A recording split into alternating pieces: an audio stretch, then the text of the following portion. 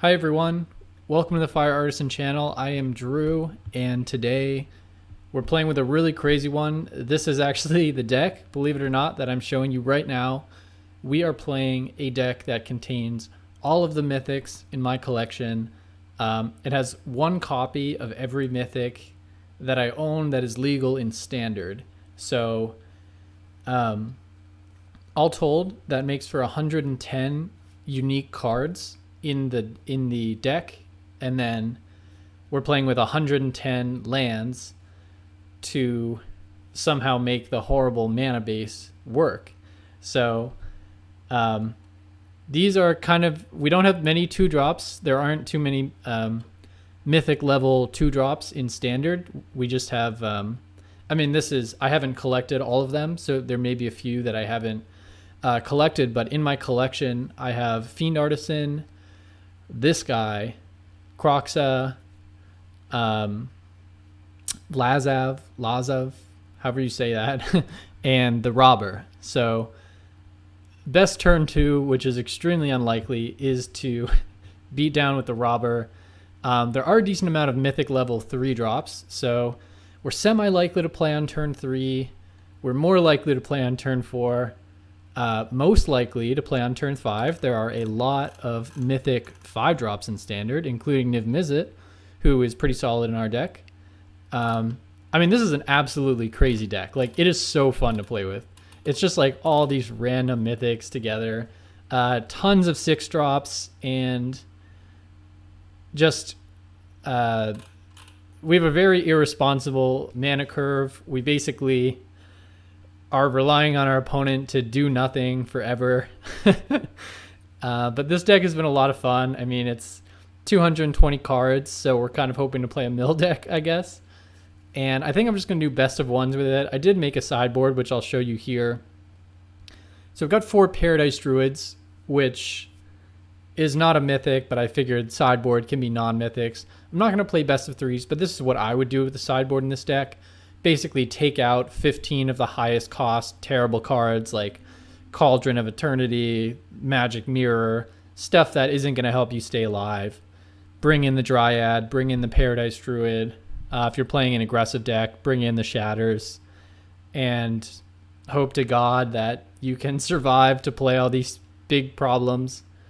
I think it goes without saying that this one advantage of this deck is that it has a very high power level, even though it's incredibly inconsistent and fussy. Literally half the deck is lands, so we are pretty likely to hit our land drops, which is really important.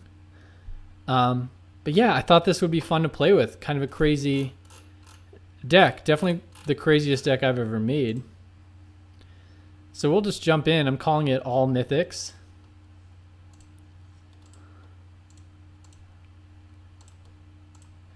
And I did get a win with this deck earlier, believe it or not. So it is possible.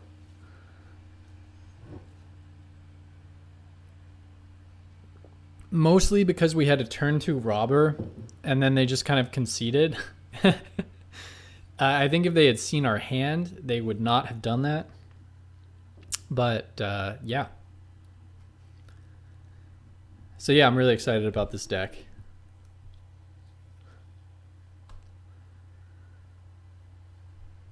All right. We do have a Temple of Abandoned Scry. Earliest thing we can play is Vraska. I think you keep this. Try to scry into a 3-drop, I guess. It's probably the best we can do. Oh, good. It's an aggressive deck. All right. That could be interesting. So I guess we'll just try to organize to be able to actually play something on turn 4. Fiend Artisan.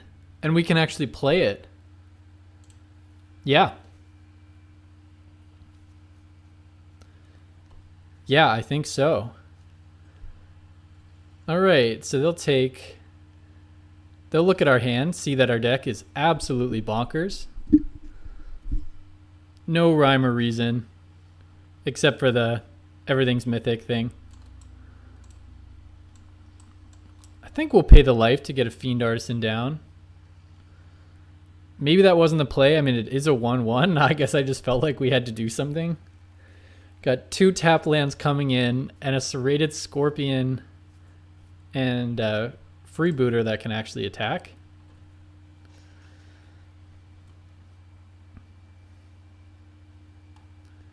The Raise War could be big. Oh man, we got... All right, let's look at our mana here. I want a white source and a red source. So I think this triome is where we want to be. And we're looking to be super dead.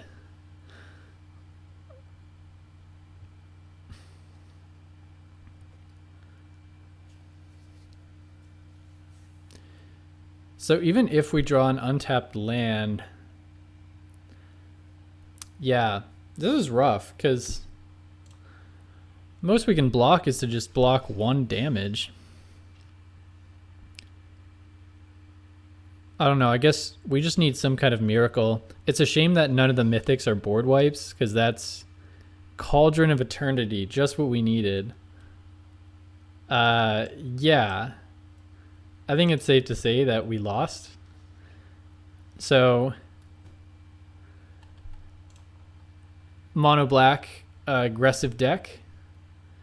Not where we wanted to be.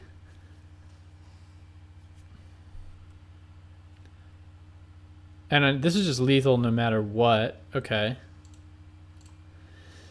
All right. Well, that is what can happen with this deck. Look at our library, 209 cards. That's hilarious. All right, good stuff from the opponent. And of course, when you play a deck like this, your ranking just plummets. But that's okay. We're not in it for the ranking.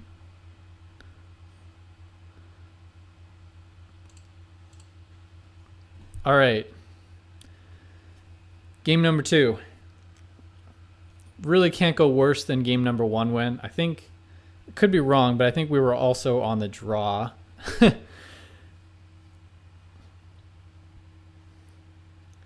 love to get 1 win in here.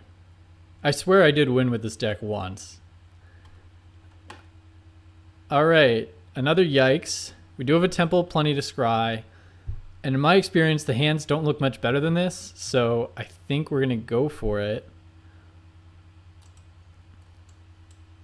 Just deciding between the temples. We really want blue or red, I guess, given our hand. So the apex is white-green. I guess white-green seems temporarily.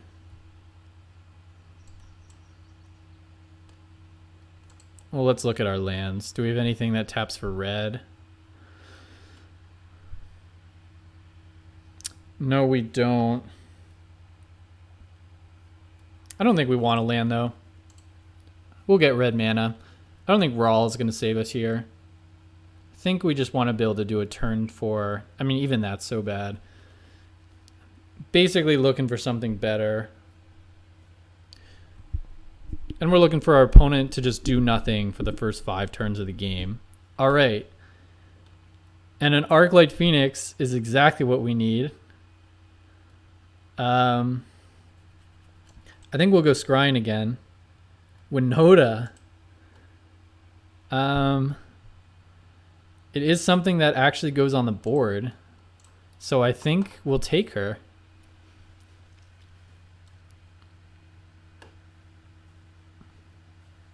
Pull it. Oh, boy. We don't even have a red source. I don't know what I was thinking. I thought that was a red source. Oh, boy. It is a blue source. So that's something. And we do have 2 greens for an elder thing. I think right now, I mean, I'm just going to kind of exile all these red cards to the right side of my hand until we find a red source. Just so that I don't fool myself into thinking we can actually cast spells. Do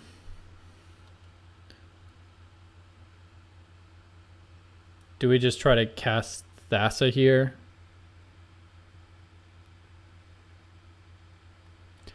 She seems very useless.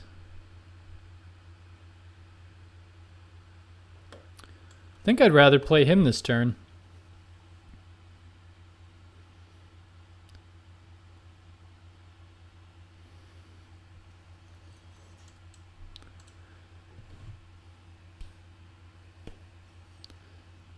All right, goodbye. Seems to be a Dimir control player here. Yeah. Missed a land drop here, which is absolutely devastating to our strategy. Everything we have in hand is basically 5 or more. All right, so she's back in our hand. No. All right, we'll send her out again.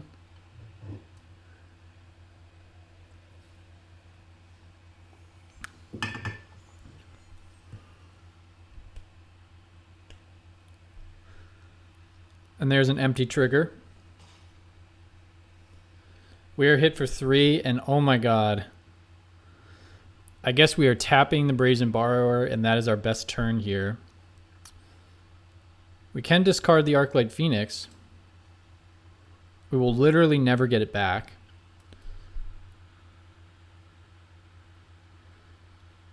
Yeah, do we even want to do that? I think I'd rather discard Raw Caller of Storms.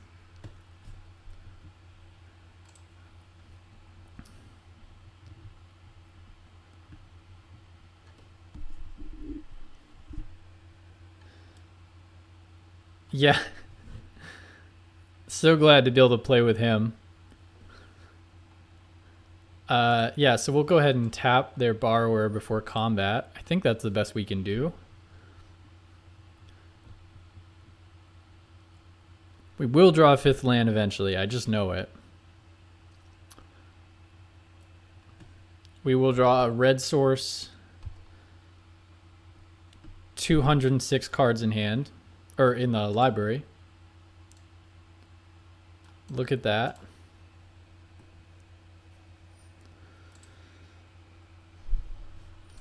All right, our opponent is actually able to cast spells, which is not good for us.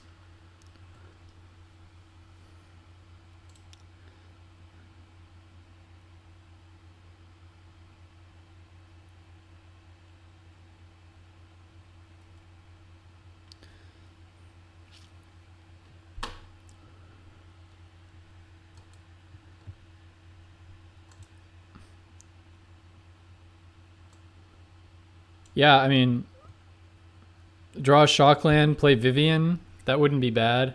Oh, it's a Han of Hightower. Brutal draw. Absolutely brutal draw. Oh, we are done. None of these even cycle, right? Yeah. Yeah, we are done.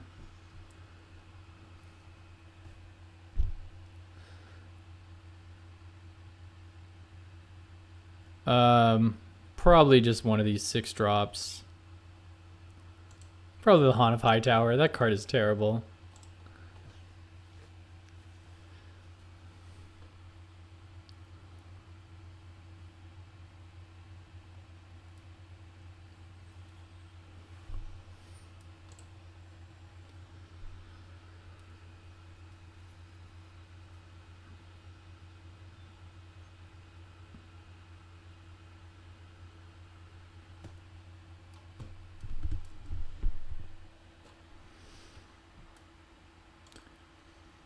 All right, so we're tapping again.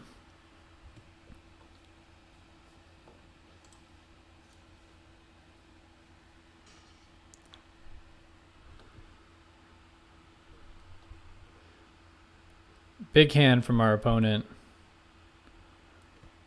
I mean, hopefully they spend a resource to answer this Thassa. Ooh. And we draw land. Trying to think of the best thing that we can do.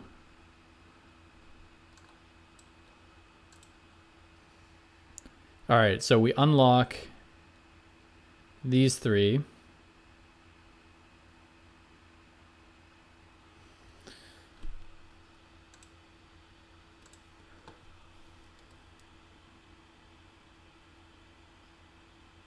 Yeah. I don't think This is a kind of a tough one, I guess. I mean, the creature is going to be harder for them to counter, so I think I'm going to go with that.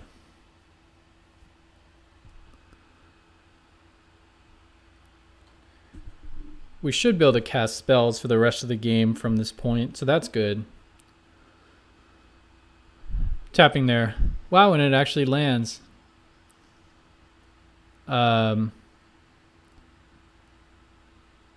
Yeah, I don't think there's any reason to... Yeah. Not an entering the battlefield effect. Weirdly enough, although this deck is so silly, it's actually kind of hard to play because you're playing with so many different cards that like don't have synergy with each other, and yet there are weird moments of synergy, like so yeah, it's a little weird. Opponent has 7 cards in hand, so I'd be surprised if they don't have an answer to our creature that's not particularly hard to answer. It is immune to eliminate, which is good. I mean, oh, that's so brutal. Mass manipulation. Oh, that's so brutal. What does the Lich do? Ooh. Huh. Does it have life? No. They did basically untap. Ooh. Okay.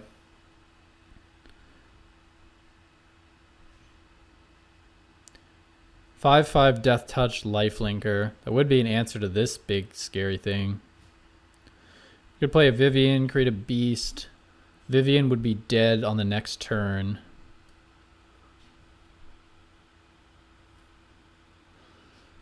I'm not sure what to do here.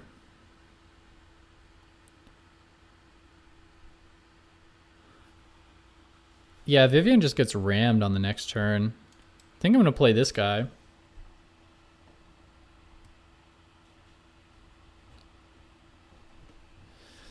The Cat Nightmare is hitting the battlefield.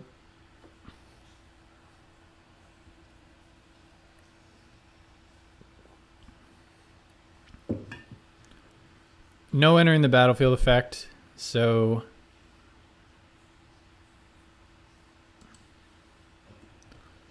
that's that. It does trade with this thing. I figured we just had to answer that creature. Dream Eater, brutal. So brutal. I think this is a good game. Yeah. Good stuff for the opponent. Good stuff.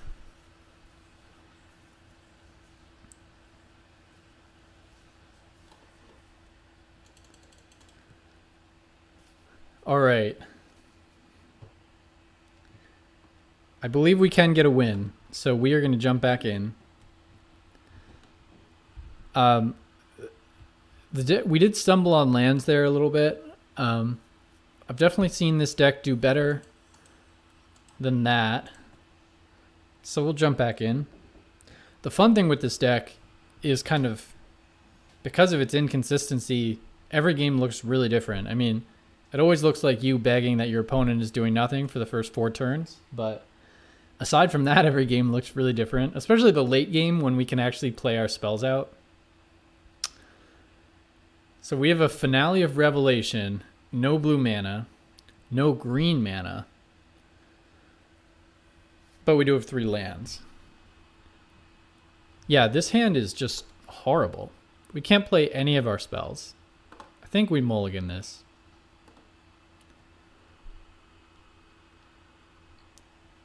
This looks better. No scrying.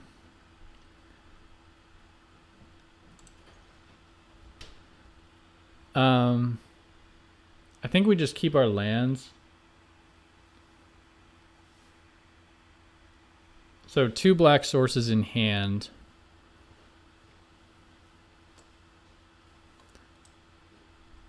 I don't know, but Arclight Phoenix is something we can actually play. Yeah.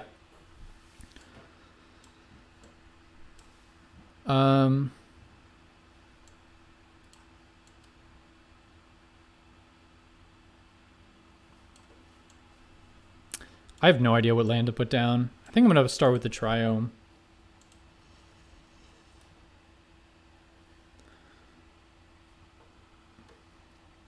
Because it's a black source. All right, well, lots of incentive to get these black sources down, but I think I want to get a red source down this turn for a future Phoenix. We are on track to play a turn 4 Phoenix, which I'm okay with. Seraph this scales, and it's playable. All right. All right, yeah, this is going really well. So we can actually play our spells this game, maybe.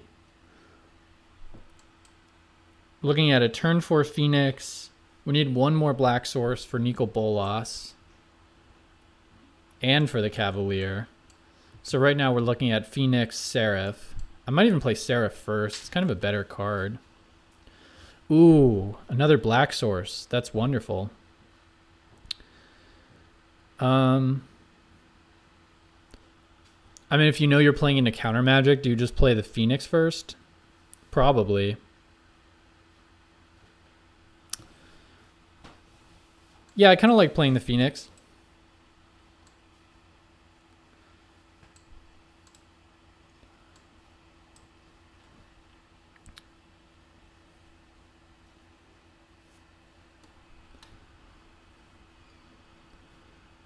Phoenix hits the battlefield and is not destroyed right away and actually gets in for damage. We are winning. We're going to win. Ooh, Dimir Flash. It's hard to articulate how bad of a matchup this is. Playing a 220 card deck. We just drew Magic Mirror. Maybe they'll trade with a shark or something. Oh boy. Do you just try to slam Nicol Bolas? Or should we try Seraph? Let's try Seraph this turn.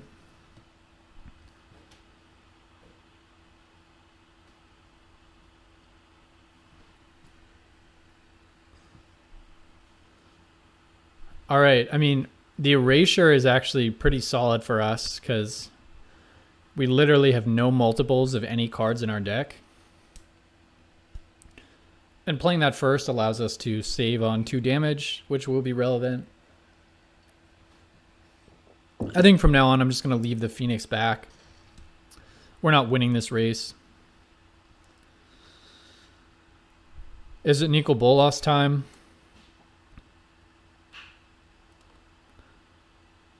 I don't know. I think it's Cavalier time.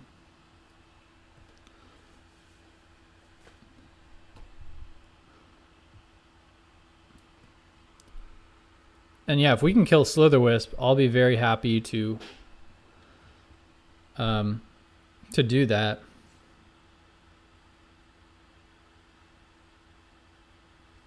Obviously, the advantage of our deck is that we have a much higher power level than they do. Looks like that is not getting countered.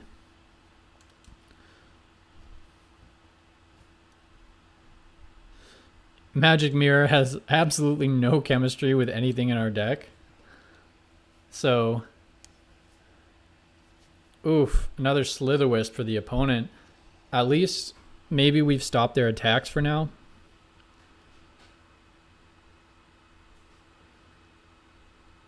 We'll see if we've stopped their attacks for now. Yeah, we have. All right, Cavalier of Night, doing good work for us.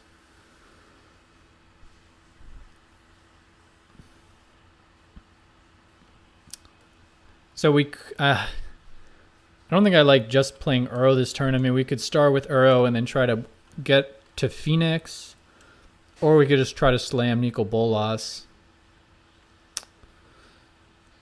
They haven't really been countering our stuff. I'm not sure what to do here. I mean, just playing Uro and missing on a land doesn't really feel like enough. So I think I am just going to go for Nicol Bolas.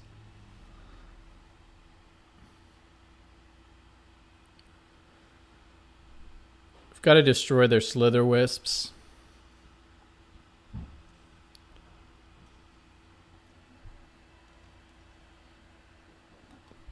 And we have no board clearing, so I think we do actually just have to destroy these things the hard way.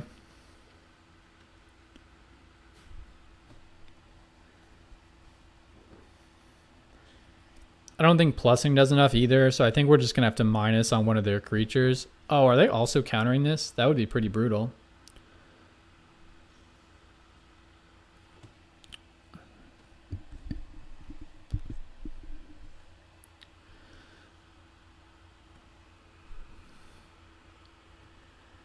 I guess they're just digging for counter magic. I mean, he's not Chandra, like he's not going to be able to fry everything on their board, so he's not really going to get us back in this game.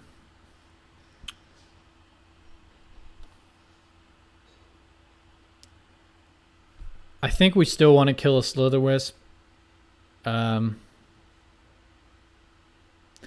again, the Sea Dasher Octopus is 2 cards that draws cards.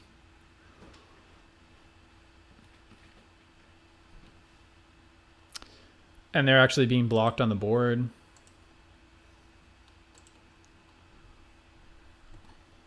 I think we'll take out the Octopus.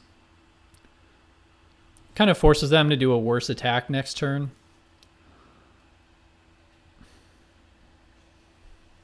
To take our Nicol Bolas off, maybe we'll be able to eat something with the Cavalier. I mean, desperation mode here.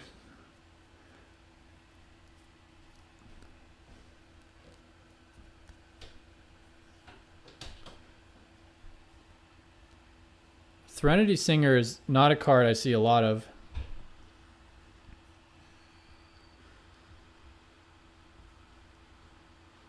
Huh. You know, you would think they would want to cast this on their turn to try to ruin this block we're going to make. I guess they just want to attack Nicol Bolas with the flyer.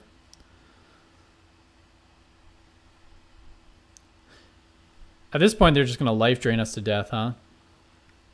Yeah.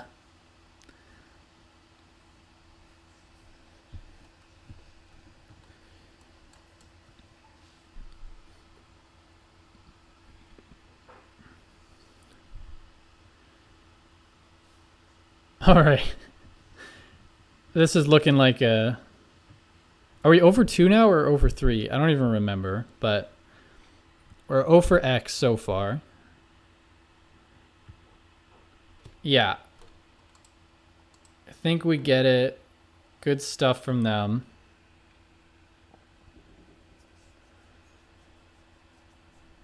All right.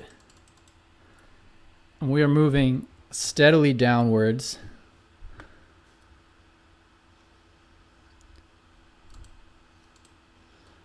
All right. All mythics take 3. I think it's take 3. I mean, the matchups have not been great. There are a lot of flash decks out there right now just to prey on all these ramping decks. I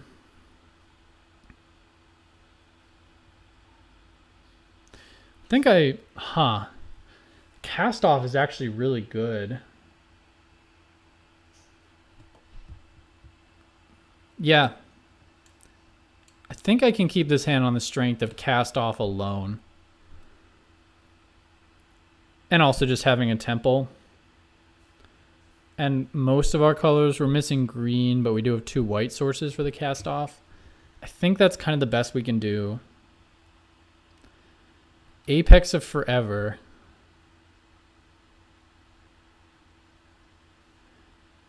No, I don't think that's good enough. I think we want a 3 or 4 drop.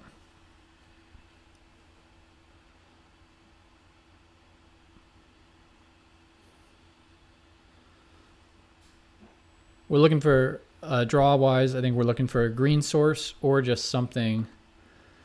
A Dovin Architect of the Law. That is not where we want to be. I do like these Rakdos Guild Gates. Really cool art on that. Azorius Control. We'll see how they do against us. Probably really well. And now I regret keeping the cast off. Do we want another Is It Guildgate? I guess so. Everything else is an untapped land.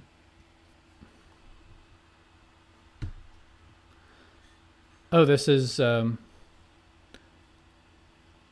Bant ramp deck. All right, give us a green source. I'd love to be able to play something on turn 4.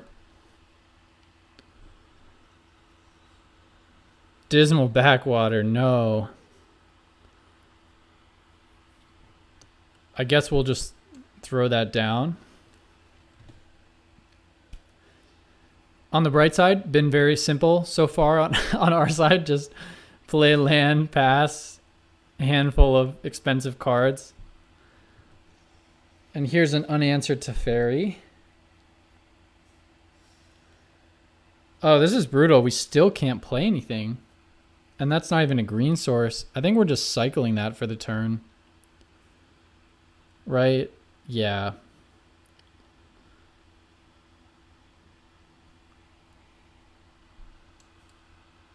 Yeah, we'll put down our second white source.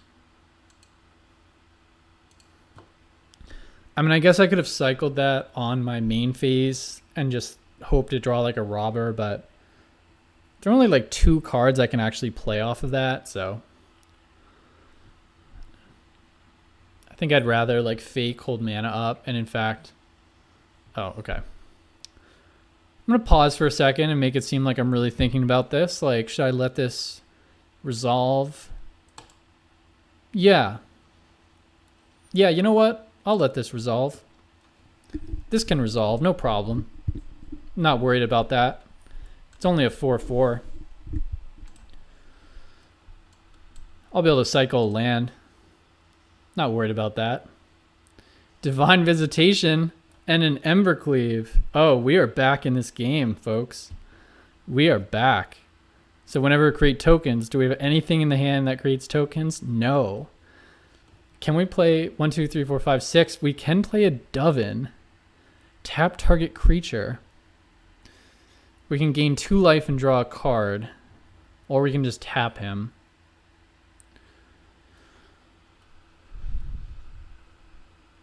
It's probably our best play. I mean, yeah. And they won't have an answer to it. And then we'll be able to gain a life and draw a card next turn. So I think we should go for it. So we'll play Watery Grave. And then the Architect of Law. Oh, opponent is in serious trouble now. Yeah, that's right. That's right.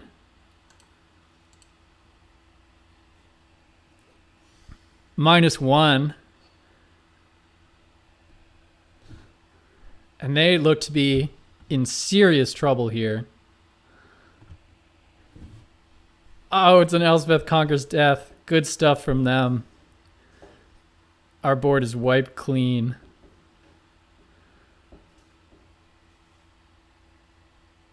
Teferi on 6. I'm not worried about that Teferi. We've got better stuff in hand. We've got an Embercleave. Ooh, 2 greens and we still have 0 greens. Maybe we just play cast off this turn. 1, 2, 3, 4, 5, 6. I mean, we could just play a huge giant and force them to... No, because then they just Elspeth Conquers Death. I guess we do just destroy their Krasis. Yeah. We'll cast off.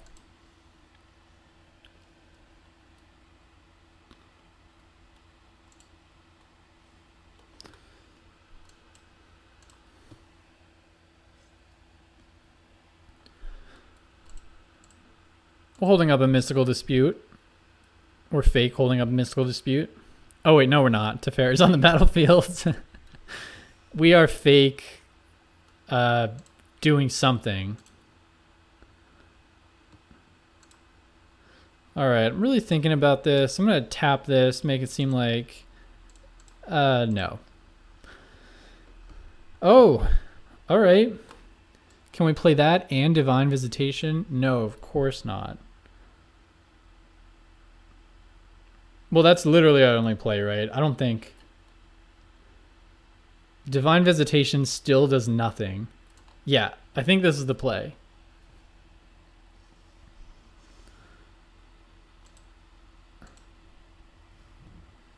Submit 0.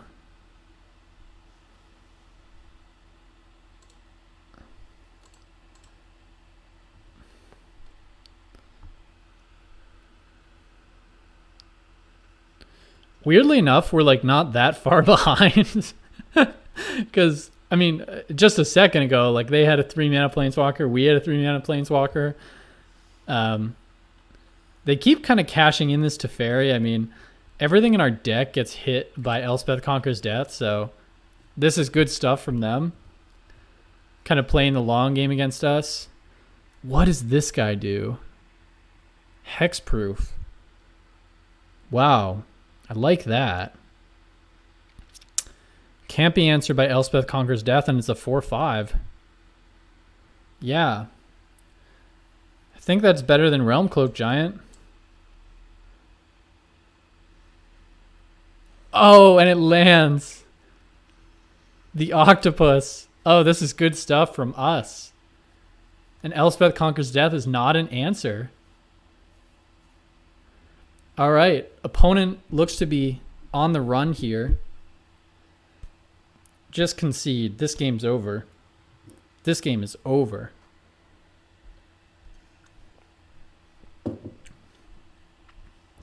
Teferi goes to 2. Opponent cannot play an Uro. All right, they're going to answer the tokens maybe. Answer 2 tokens. And then Elspeth Conquers Death. It does tax a lot of their resources. Oh, double glass cask into Elspeth Conquers Death. I think that warrants a nice.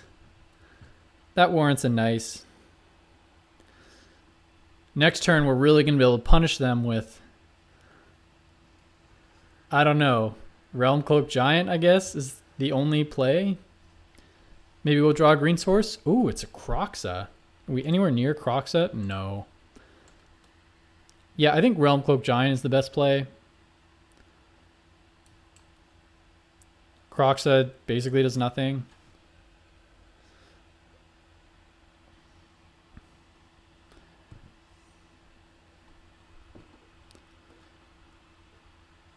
Divine Visitation. Maybe something in this deck will create tokens eventually. The Giant does outsize the Uro that I believe they'll be able to escape this turn. Teferi can't bounce yet. Oh, if we can just cast an Embercleave. 1, 2, 3, 4, 5, 6, 7. So we'll need to draw a land. We haven't hit a land in a while, and we still have 0 green. So that's not good. Kroxa doesn't draw cards. And we're nowhere near escaping it. Teferi Master of Time is pretty scary.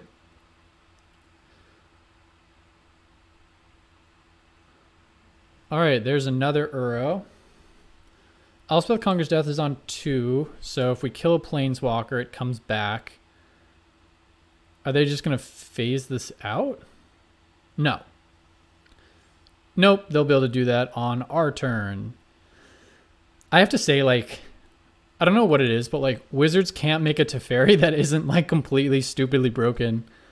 It's a real problem. There's no reason Teferi has to be, like, this good, like, way better than all the other Planeswalkers. I mean, what's going on with that? Teferi doesn't have to be that good. Okay. So that's the end of that rant. This is disappointing for me because I wanted to play the Embercleave and then just hit them for like 16, but they're just going to phase me out if I do that, and then that's so bad for me. So I think I'm going to play an Omnath.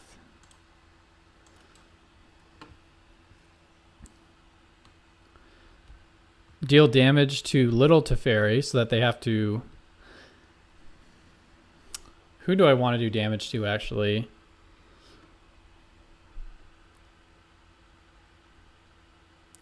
I mean, this is so bad either way. think I want to make them sack it to phase me out.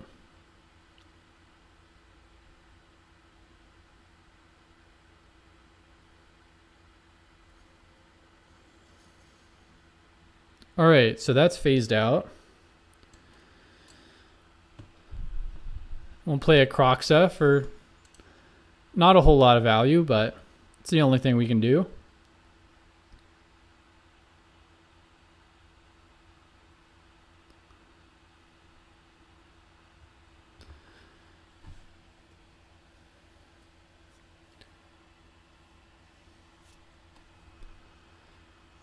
All right.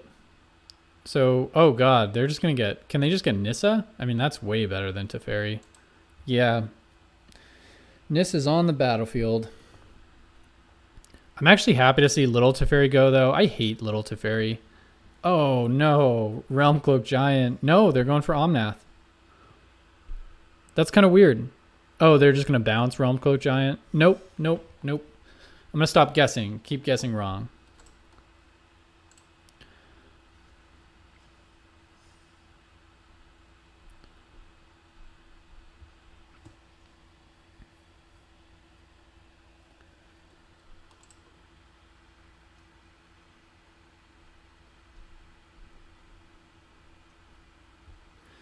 Nowhere near escaping this Croxa. When every card in your hand is a useless 5-drop, you're generally not going to come anywhere near to escaping your cards. I mean, there are a lot of powerful draws off the top with this deck, which is one really fun thing about it. But we seem to be in significant trouble, as we have been all game. Kind of facing down. Oh, and it's a Teferi. Perfect. 2 Teferis. Kind of are facing down. A whole lot of pressure here.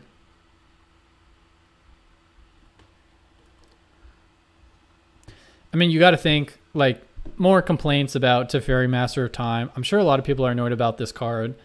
I think it really goes against the spirit of Planeswalkers to be able to activate their loyalty on someone else's turn.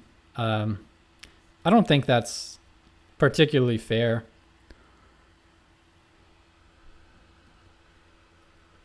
Okay. So we could Embercleave the Realm Cloak Giant and then just attack. But then they just phase it out because Teferi, so we can't do that. I think in that case, we just play this guy. That's a really big insect, I have to say. Wow, really cool animation there. Very happy we played that. Do they just double block? I think they do. Does a vigilance. I think we'll do the attack. At Nissa.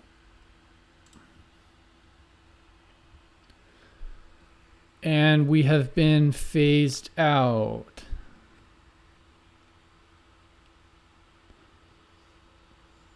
And we're phased out.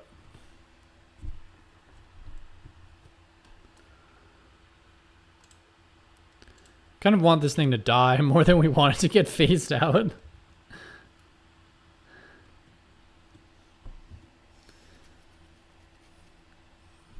All right. Opponent is taking kind of a stranglehold on this game. We're facing down 3 Planeswalkers.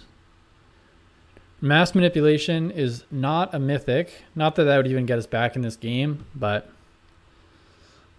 Are we just taking 12 this turn? Ooh, that's a big hit.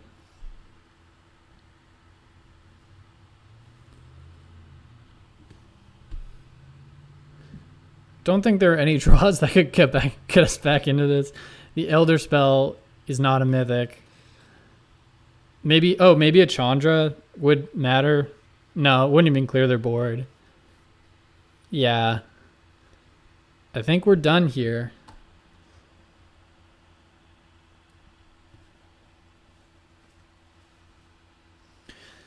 Hard to win with sort of a silly deck when your opponents are playing decks that are not silly at all and are just a concentrated strategy with all the best cards in standard. So this deck, I mean, Bant ramp like Elspeth Conquers Death, 2 Teferis, Nissa, Uro, like literally all the best cards in standard. Like, how can you lose with this deck?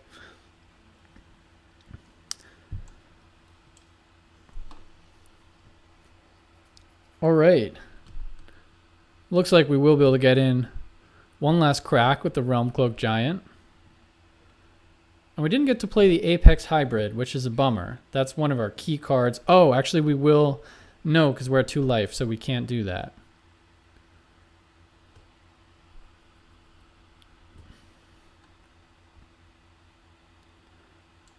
You know what? I think it's Embercleave time. That's what the people want. We'll go for it. Teferi can't phase us out. We will get an Embercleave attack in. And we're doing it. We're going for the Embercleave attack. This is an 8/8. Opponent is shaking in their boots. All right, so where do we direct this attack?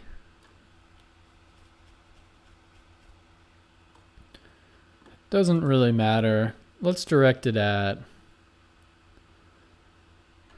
Yeah, it really doesn't matter. Let's just direct it at the opponent.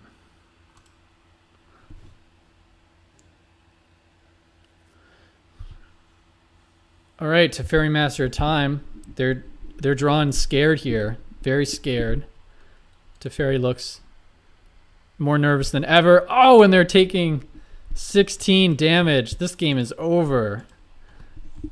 In their favor. They have won this game by far. But we did get to Embercleave or Realm Cloak Giant. I've never done that.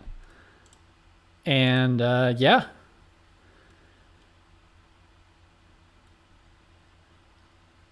Can you believe it? You play every mythic in the format and you still lose. I can't believe it.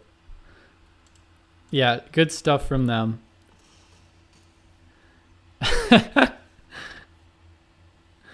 All right. I don't think it's going to get much better than that. I think that one time I won with this deck, it was really more of a fluke. I mean, it was basically like, hey, I am very much on the side of don't concede early, fight it out, fight through your negative emotions. You should be able to lose with dignity. That's what Magic is about. That's what life is about. But what was I even saying? Oh, that's right. Yes, the time I did win with this deck, it was precisely because of an early concession. My opponent wrongly assumed that I was playing with an aggressive deck because I had randomly I don't even know what the odds of it are. I had that turn 2 Robber of the Rich with this deck. And they were just like, "Oh, I'm going to get beaten down." But if they had answered the Robber, I did not have anything else coming down until like turn 6. I mean, you've seen this deck. It's like the slowest deck in the world. So they definitely would have won that match if they were playing with any respectable deck. So anyway, don't concede too early. Like, play the games out. Like, I don't know. I think it's fun to try to be able to enjoy losing. And Magic is fun. Like, I don't know. I don't think it's not fun, even if you're losing or even if you're just getting crushed. Like, I always think it's really satisfying to just try to find the best lines, even when you're losing. I know another thing that's common is that people will, and I am tempted to do this all the time. Like, when you make a mistake, you get so angry at yourself and you get so emotional about it that you just want to do like a snap concession, especially if it's kind of an embarrassing mistake. Like, the other day, I played a Fabled Passage on turn 3 and then forgot to crack it on my opponent's turn. And it was, I was like playing competitively. So I was really pissed at myself and I just wanted to concede the game. But I didn't, and I fought back into it and I won. So try not to let your emotions get the better of you. I mean, it's good to play in an emotional way in the sense of, I think your emotions during a Magic game can help you be in tune with the power of the cards, what you're sort of facing down, the situation of the game. I think you want to be in tune with all of that. But you don't want to let those negative emotions kind of force you to do one of those early concessions because you're embarrassed or because it just feels so bad to be losing sometimes. So anyway, I'll end the rant right there. But main thing is to have fun. So if you're really not having fun, then obviously you don't need to torture yourself. That's not what Magic is about either. So anyway, thank you so much for watching. I'm sorry we didn't find our win today with this crazy deck, but you should try something like this for yourself. I'll post the deck list, but the spirit of the deck is to just go through your collection and just play with all the mythic rares that you have, and just play with whatever lands you have and just try to make it work. Try to build the best mana base. It's kind of an exercise in deck building, and it's a good demonstration of why this kind of thing doesn't win in Magic. It's a terrible deck, even though it's potentially a very powerful deck. So anyway, thank you so much for watching. Remember to subscribe, and I will see you next time. Yeah, have a good one.